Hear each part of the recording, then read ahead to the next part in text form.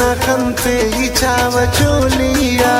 machi uste karak ballun bare ma pelia khalkune chulna khante ichava chulia machi uste karak ballun bare ma pelia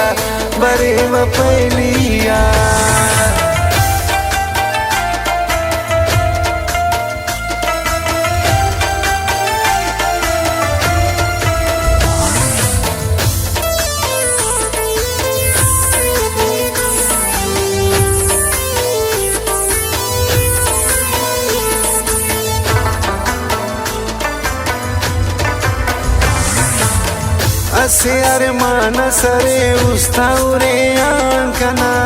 असे अरमान सरे उस्ताउरे आंखना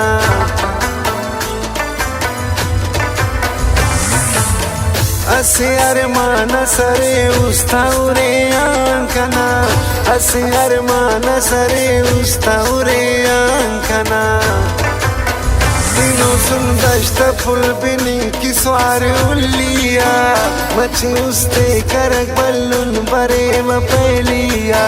खलखुने चूलना खंते इचावा चूलिया मची उस्ते करक बल्लुन बरे म पेलिया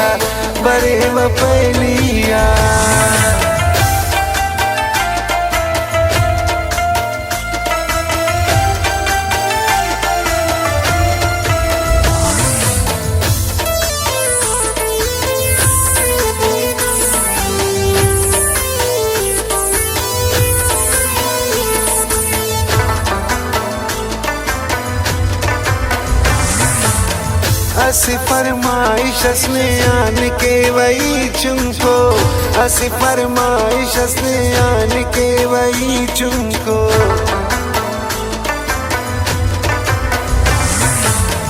असी फरमाइश असने आन के वही चुमको असी फरमाइश असने आन के वही चुमको दया मिलिंग नामे जोड़े के स्मीलिया मची उस्ते करक बल्लुन बरे म पेलिया खलखुने चूलना खंते इचावा चूलिया मची उस्ते करक बल्लुन बरे म पेलिया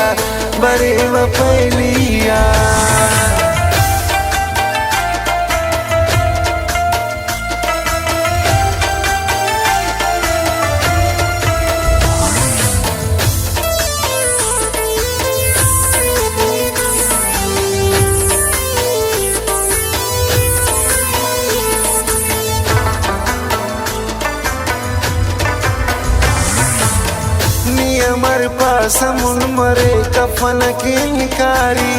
नी अमर पासमुन मरे कफन की निकारी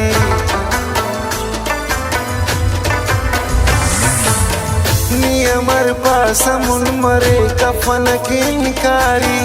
नी अमर पासमुन मरे कफन की निकारी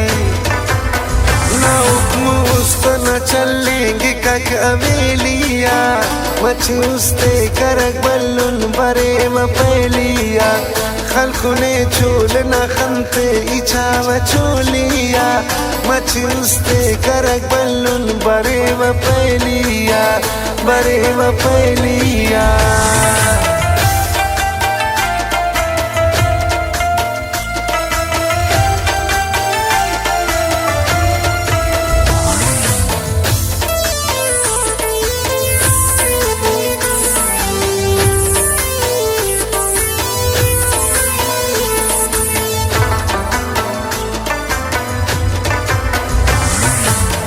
मरे भी नजर न फैशन की नवाज पूछको ना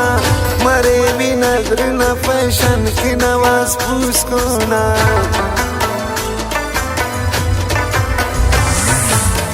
मरे भी नजर न फैशन की नवाज पूछको ना मरे भी नजर न फैशन की नवाज पूछको ना तबेनुस काटमानी चादरे गनीलिया मची उस्ते करक बल्लुन बरे म पेलिया